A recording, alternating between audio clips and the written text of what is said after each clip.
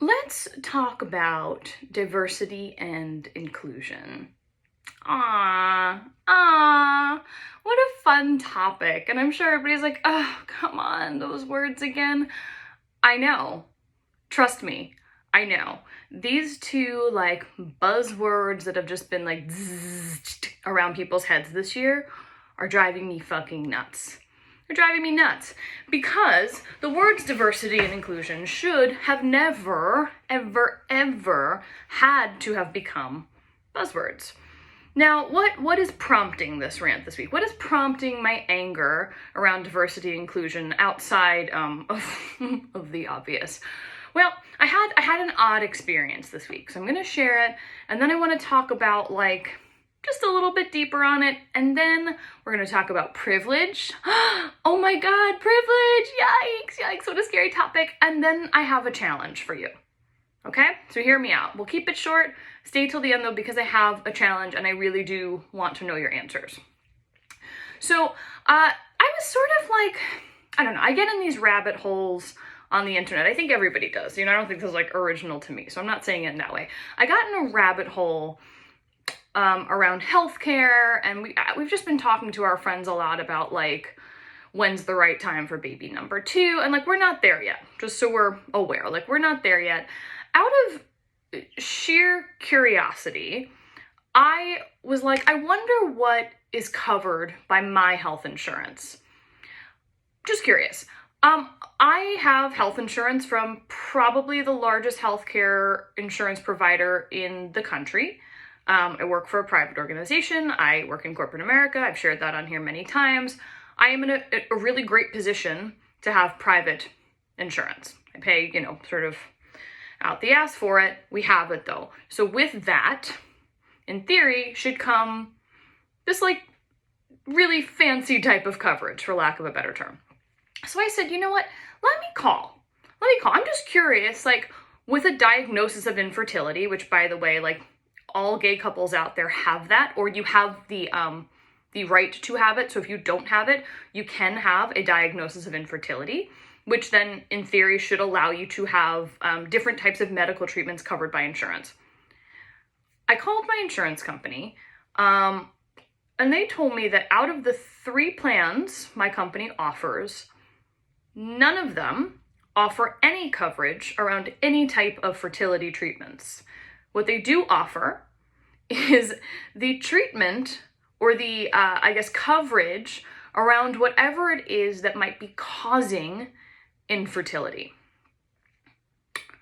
Well, how do you treat gay? Right? And now this is what I said to the girl on the phone, and I swear on my life I was not giving this person a hard time. We were actually having a very nice conversation. I was like, that's really surprising. How do you treat gay? That's literally what I said to her. And she just sort of laughed and she was like, you don't. That's ridiculous. You can't. So now I went to my company, this is not blasting my company. I love them. They are wonderful. They are a company that truly, truly, truly has a focus on diversity and inclusion. They are they're unique in that way. It sort of spans the rainbow of employees. There's a lot of focus on making sure people are aware of social issues. They're very pro-vaccine. They really align with me. Just an opinion. They align with me politically in a lot of ways. They're a wonderful company. So when I found out that the 3 plans that they offer don't cover infertility, specifically with same-sex couples, I was surprised. So lo and behold, I brought it to their attention. And as I suspected, they had no idea. They had no clue. So it's now on their radar. It's something that they're looking into, and they're like, oh my god, we had no clue. Thank you for bringing this to our attention. And I bet that happens a lot. What bothers me though, and I'm going to take my company out of the mix because truly, and I'm not just saying this to be a company gal, they really have an incredible focus on this stuff and they do a great, great job. My company out of the mix aside, companies that have these very we just hired a Black woman as our VP of diversity and inclusion. We just hired a trans man as our SVP of people. Get fucked. Because I guarantee if you look into your insurance policy, their specific need of coverage is not in there. So when we talk about inclusion and diversity, don't you think that medical coverage should probably be part of it, considering that we pay so much fucking money for insurance? Don't you think so? And now that's where I wanted to go from here. So yes, as a same-sex couple, we are not currently covered when we choose to go down the fertility path or the infertility path, let's say. We are so very fortunate because our doctor is wonderful and is like constantly sticking it to the man also. And has already said like, hey, when the time comes, we're gonna do what we did last time. Let's just like get it done. Don't worry about it. Don't worry about it. She's amazing. But the second part of this is like each subsect of the world requires its own specific type of medical care. So like trans people, they need their own type of medical care. Of course they do. If that's not represented in your insurance policies, your insurance coverage, I should say, you're not inclusive or diverse. You're neither of those things. If you don't have couples, same-sex couples and their fertility journeys covered and IVF and IUI and all of the things that go into it covered, you are not inclusive or diverse. If you don't have specific medical care for Black women, hate to call you out there, right? Black women are the most neglected population when it comes to medical care. So if you are not offering equal or better medical care for Black women who work for you, you are not inclusive or diverse. So that's why those two buzzwords are driving me nuts these days. Let's jump to this place of privilege. And I know we all love to talk about privilege. We know so many people are very scared to talk about privilege. They don't like it. It's like this icky topic. Well, I'm not privileged. I didn't grow up that way. Well, listen, let's talk about that for a second. I grew up wealthy. I grew up with money. I grew up in a house where I never wanted or needed for anything. And that does not mean I come from a good family, as we all know. We all sort of know my story there. Money does not buy sanity, and money does not eliminate narcissism or toxicity. We will get to that another day. This whole month is sort of focused on pride and gay issues. So yes, I come from incredible privilege. I am also white. I'm a white Jew from Long Island. That's a lot of heaping privilege. A lot of it. With that privilege, I was able to walk away from college debt-free. It's in part because I had scholarships. It's also in part because I had family members who paid for my education. I, yes, worked my way up in an industry that my family does not come from. It's something I'm very proud of. I was financially independent by the time I was 26.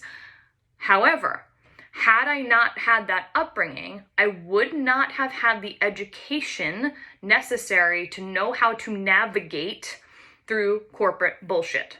And when I say corporate bullshit, I'm now getting to the next point of insurance, of health insurance. Had I not had this education and had I not come from this place of privilege, I wouldn't have even necessarily known to call my insurance company. I wouldn't have necessarily known the questions to ask. And then I certainly wouldn't have known or had the confidence to go to my company and say, hey, here's a thing you should be doing. That knowledge and that education comes from privilege. So we need to make that type of education and knowledge much more accessible, because the people who are generally not covered in a medical insurance type of situation are the disadvantaged. Health insurance sucks no matter how you cut it. It's not a great system. It's super expensive. The coverage is hit or miss depending on what state you are, what day, which thumb is up your ass at the moment. It's really very, very subjective. However, having a background of privilege lines you up to be able to navigate it better. And that's all there is to it. And you can argue with me all day on it. We can agree to disagree. I'm right. Now here's my challenge, because I am so genuinely curious about this, and a lot of my followers, and thank you for following always, that's so nice of you. A lot of my followers are sort of part of a disadvantaged subset, of society, whether you're a person of color, whether you're falling under the, the LGBTQIA+++ rainbow, wherever you sit in society, many of you fall into that bucket. Many of you also are in positions of privilege because you work in corporate America. You have jobs where you're able to support your family, you're able to own your home, all of those things. Here's my challenge. Call your insurance company. Call your insurance company and ask about, I don't know, ask about something that would affect you that you're not necessarily sure if it's covered. And if you need something to ask, then call and ask about having a pre-diagnosis of infertility and what would be covered under that. What would be covered? And again, that's just my own personal question. If you're looking for a question to ask, that's a really good one, because I think most companies don't even know that that's not something that's on their radar. It's not something that's on their plan. Companies are so focused on, oh, are we doing the right thing on parental leave? Uh-oh, do dads have a month off? That they're forgetting that the fucking journey to get there can be hell, especially on same-sex couples, especially. So that's my challenge. I really want you guys to go to your insurance companies and ask about something that a disadvantaged population may or may not be covered on, and find out. And then what I would love this so much, comment it, DM me, let me know. I'm so curious about this, and I'm in like this whole, like, again, I'm just in a rabbit hole about it. I really am, and I'm trying to figure out the rhyme and reason between states and the rhyme and reason between companies. And if you say you're so inclusive and diverse, why don't you have this or why don't you have that? So please, please, please, please take this challenge on. Go out and do this. I'm so curious. And let me know. Anyway, thank you for, that was like a true like rabbit hole rant. So thanks for sticking with me on that one. I think we can get some good work done, right? So nothing is anything unless it's actionable. And that's exactly where I'm coming from with this. We cannot create positive change without action. And action is calling your insurance companies and finding out why they don't cover certain things, and then bringing it to your companies and saying, hey, did you know you don't cover this certain thing? So let's do that. Coming up on Monday, we have a really, really cool interview. I'm so excited she's on. Her name is Shan Clay. You probably know her page. You definitely do not know her. So Shan Clay is the founder of Lesbian Moms Club, and she has never shown her face on her page, ever. And she has given us the exclusive of introducing her to the world. And I think that's really fucking cool. And she's amazing, and she's just like this like queen on queen on queen. She's wonderful. So tune in Monday night at 8.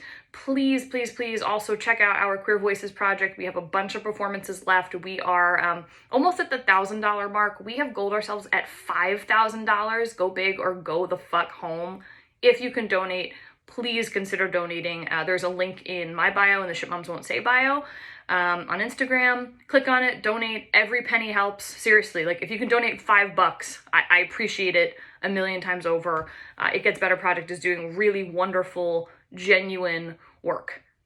Okay, I'm looking at the time here. I'm at the 13-minute mark. Like, shut the fuck up, Jess, right? It's enough. Okay, thank you so much for paying attention. Thank you so much for jumping on this challenge, and have a great weekend.